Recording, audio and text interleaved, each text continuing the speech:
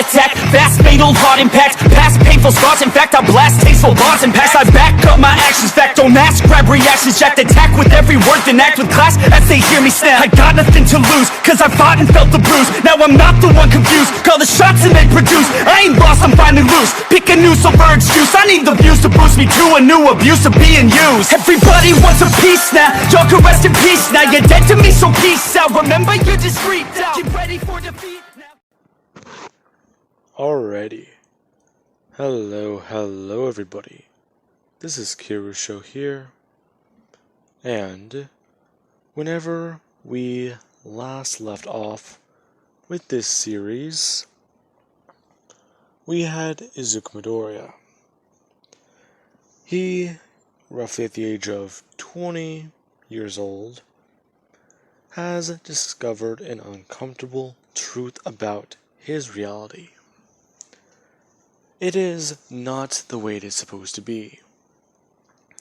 In fact, from discovering his reality-bending powers, escaping, and basically giving up the Resistance hideout, he's made a startling discovery. The world is wrong. Everything he's ever known in his life, everything he's worked towards, everything he's done, and everything he's tried to achieve, it's all been for nothing.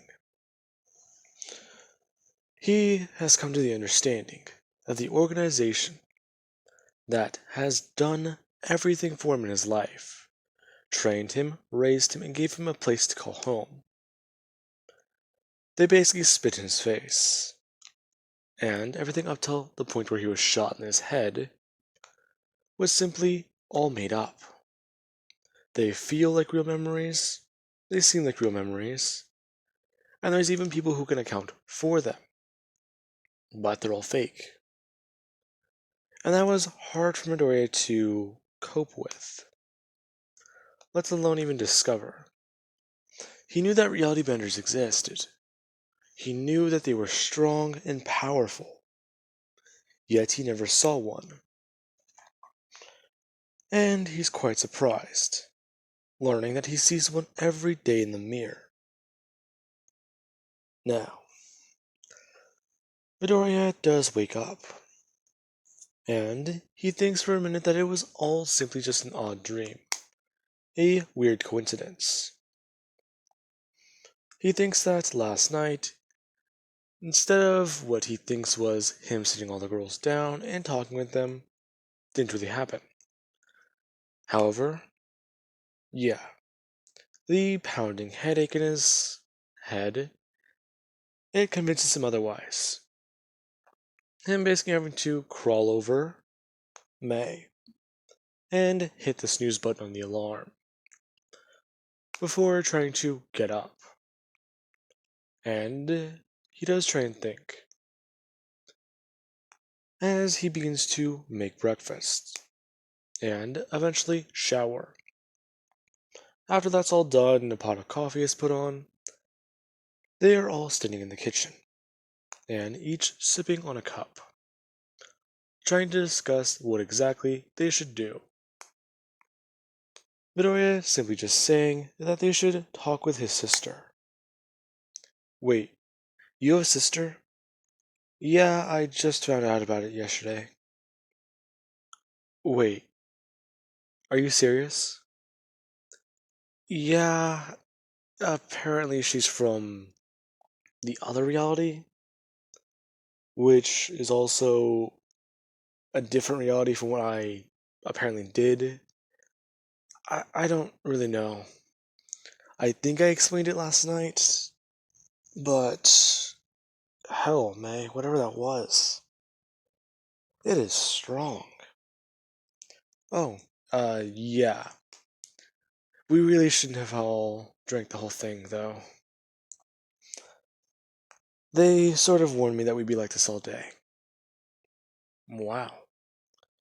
Anyways, so... okay, sorry. Anyways, Midoriya says, before downing the rest of his coffee, setting his mug down, and having a serious look on his face, saying that he is going to try and talk with his sister, and if they can meet up once again and talk with her, then they might have a chance. Apparently, from what he believes, or has seen, they are only worried about him getting his reality bending abilities. If he goes against the organization, yeah, that's all fine, that's all good. There shouldn't really be any repercussions. It's only whenever he begins to show his more advanced reality bending capabilities that there might be problems, since he basically bends reality around himself for quirks. Interesting. That's sort of making a lot of sense to these three. Midoriya has always done weird things with his quirk. And, well, putting together that he's actually just a reality bender, that's a lot better of an explanation than anyone has ever given, since the corporation basically stated in multiple tests that the only reality benders they have are already in there. They're in a certain troop unit, you could say. Basically, they're their own separate unit. They work outside of the organization's control. However, that is actually just a lie. Now, with that, Midoriya, he eventually does go out and go to head in for work. Well, everyone goes about their day as usual. Midoriya going out to actually go on patrol. Well, you do have Mirio and Tamaki. Both these two arguing back and forth about exactly what they need to do. Tamaki is arguing that whenever they raided that address, no one was there. And there were no signs of Nedrae. While Mirio is arguing that they should have gone immediately, and Midoriya should have filled them in first. Besides, we can check any place that may have had unorthodox movements across the past couple weeks. Hell, in fact, let's try the last 24 hours first. If we can go through the sewer lines and find anything that's weird down there, then we can kill those bastards on the spot. Tamaki saying that they should probably at least try and wait for them to resurface. If they resurface, then it'll be easier. Plus, they have Nedrae. They're not too sure exactly what they can do, other than the fact that they did have Midoriya. They want him, right? So we could just try giving him up. Yeah, I don't think that would work. Besides, you really think that the boss would allow us to do that? I mean, hey, it's worth a shot. Well, yeah, but I mean, still. Now, while these two are arguing, Midoriya is trying to do this, walking down the street and trying to keep an eye out, before making a telekinesis quirk, and thinking his abilities work by bending reality. So he begins to try and reach out, looking through and hearing everyone's thoughts, Midoriya increasing the radius around himself, until he does begin to hear something whenever he is walking.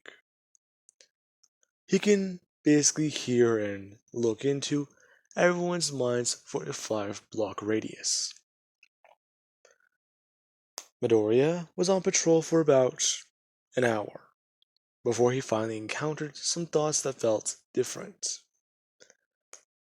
And they began to say that they believe that this should work. I can't believe you're trying to trust him. He got out of our traps last time. Well, yeah, but the look on his face. I can tell that he remembered. exactly how did he remember? Midoriya butting in, saying that he remembered because she spoke the truth. Katie falling off of the table that she is currently sitting on, and all the people around her do try and help her up. Now, with that being said, Katie, she does get up, and kind of freaks out for a second, asking exactly who is this, and why are they in her head? Midoriya is simply just stating that she's right. What? Wait, what do you mean I'm right? Katie, you okay? Hang on. What are you talking about? You're right. Reality is wrong. It has been this whole time. I just can't imagine what it's like. I mean, Jesus Christ. The world before? It was better than this. It was. Yeah, I know, you don't have to tell me. But, I guess. Surprise. Huh. Yeah. Sorry I didn't send you something for a family dinner or a family lunch. Yeah, I think I should be the one apologizing here. I mean, technically you're right. Then again, you're not the one who. Well, I mean, technically I think you are, right? Yeah, I'm semi-responsible for this. Yeah, that's probably about the right thing to say. Now, everyone around her is confused. A few of them trying to talk. While they do that, Katie tries to explain. It's her brother. He is currently at least talking with her, and he might be on their side. Her simply just asking Midoriya about his allies. Or, well, those girls that are always around him. Why are they their old classmates? Honestly, I could not tell you that for the life of me. I'm still trying to figure all this out. I've convinced them to join me, though. Wait, really? Well, yeah. Is that a surprise? Well, I mean, kinda. Knowing that we have the Boogeyman or the fucking Grim Reaper, along with Detective number 4 and 5? Yeah, I think the organization might be reluctant to mess with us. Especially whenever you're their most dangerous asset. Yeah, I guess so. Now, while that conversation is going on, you do have Bakugo, who he is trying to argue about this. If they have Midoriya on their side, that is all good. Bakugo is reluctant though, because of his fierce loyalty to the organization. The guy is not simply just going to turn on a dime because, oh hey, reality's this way now. That's not the way the world works. However, you do have Overhaul and Endeavor. These two are currently arguing. Overhaul's arguing that if they have the Angel of Death on their side, then they simply stand a better chance. While Endeavor is saying that if they do have him on their side, how do they know he's not just going to turn immediately? Now, this is whenever Mountain Lady does step forwards and tell Endeavor that her and Overhaul can take care of that in case it ever happens. However, throwing your quirk into the mix might not be a bad idea. Looking over and saying, "Right, Hawk?" Yeah, whatever. I mean, still. I can't believe you guys haven't let me see any of the action. Because if the Angel of Death knows about your quirk, he's going to get a lot more busy.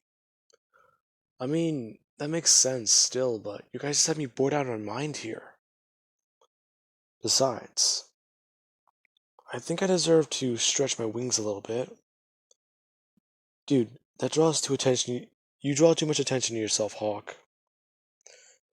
That being what Todoroki, or Shoto, says. To which he begins to argue. Of course he draws too much attention. He is himself. Besides, usually the organization always do try and catch him. However, they're too slow. Everyone there, yeah. They want to argue with him, but they're not going to take the bait. Now, Midoriya simply just goes on saying that he's actually very close by. He's going to meet with them, and they can solve Nedrae. What do you mean solve? And wait, you're close by? That being whenever Midoriya just walks through the wall. And there is multiple screams all around the room. Midoriya just putting his hands up, saying, hey, okay? Yeah, I know that probably wasn't the best idea, but simply just knocking on the door and saying hi, yeah, that didn't seem like that much of a good option either. Sorry about that. Everyone somewhat just stopping their screaming. Mineta, yeah. He's already turned his body into jelly. If Midoriya tries to cut through his organs, it won't work. And he's ready to pounce onto Midoriya. Now, that is whenever Midoriya just says hello to his sister, who tries to make conversation. And Midoriya does turn to see Bakugo, who is standing there with explosions ready to pop off in one hand and a handgun in the other, telling Midoriya that if he makes a false move, then he'll take another shot. Hey, from what I know, you put a bullet in my head last year. I'm not about to go through this all again. Fair point. However, the fact that you haven't killed us already is good. Yeah, about that. I'm Midoriya being hesitant, and completely surprising everyone in the room. From the way he's moving, talking, the way his eyes look, the look in his eyes, the way he's simply moving. He's always scanning a room. And he looks cold and calculating in his eyes. He doesn't even care if you're standing there trying to stab him. First, he'll make sure the room is clear of traps. Then he'll focus on you. That's it. Since if the room is full of traps and they go off, the organization might kill somebody innocent by accident. And, well, publicity is publicity, but they'd rather have it be good. Now, Midoriya, yeah, he basically tries to talk with them. And after probably about 3 hours of being sat down and basically interrogated, they do let Midoriya walk into Nedrae's cell. As soon as Midoriya does walk in and look at Nedrae, she does look up at him, before telling him to get these cuffs off of her so they can kill them all. Midoriya is telling her no. What? Are you serious? So what, are you one of them? No, actually, I'm not. Yeah, technically. I could be considered, but even you're not one of them. One of what? The filthy resistance members? Oh yeah, the resistance. Listen, everything we've been taught is wrong. You're funny. Now, how about you loosen these cuffs so I can kill you? I think the boss would be really happy if I brought your corpse to him. So he knows what a traitor looks like. We can strum you up and make you a flag. Yeah, how about no? Listen to me. I'm gonna do something, and you're probably not gonna like what you see. Now, Midoriya goes to reach his hand out. Nedrae backing up against the wall, and trying to stay away from Midoriya. Midoriya, he just forces his hand directly onto her head. As soon as his hand makes contact with her head, he shows her different memories, showing her of the old timeline, where she was in. All Might may not have existed here, but there was at least a happy life. Her living with her parents, her family, and learning about her quirk, along with the friend who died in her past being alive. They were alive, and they both went to UA. That is amazing. It's actually really exciting. And she sees how the world turns out.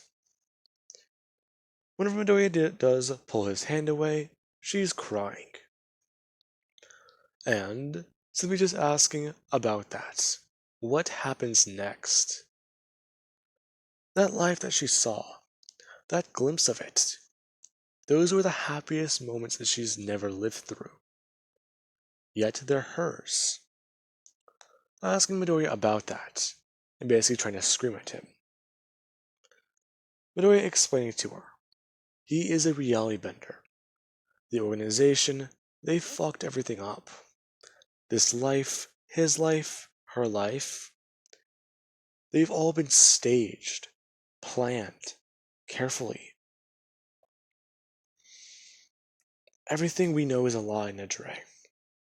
Even the resistance. Deep down somewhere they knew it. And even my sister did. Your sister? Yeah, apparently she didn't exist there. She doesn't exist in where I'm from. However, I accidentally did something that created the timeline you just saw, where she exists. And a couple people are missing. Anyways, so I really need you to help me on this. Then you can have that happy life. The life you just saw as a pro hero. Do you agree? Nedrae just looking down and staring out of Midoriya's gaze. Her eyes darting all across the floor. She's searching her thoughts, trying to think. Her best friend's alive. However, the con is that she has no evidence that any of this is real. It could all just be a lie. However, Midoriya, he usually is good on his lies. In fact, he hasn't really been known for being a liar. In fact, you could call him very trustworthy when it comes down to it. That's a word you could use. Not a lot of people would, though. They simply just said that Midoriya will honor a deal and leave it at that. Now, with that being said, Nedrae, she does somewhat agree with Midoriya, simply just asking for a little bit more proof. Midoriya then at least reaching his hand out and telling her that he can give her that. They need all the help they can get. And Nedrae, she reaches her hand out and touches his, seeing a life after that. She sees exactly where things go, where things head. Now, with that being said, I do hope you guys enjoyed, and have an amazing night. I'll catch you guys in the next part.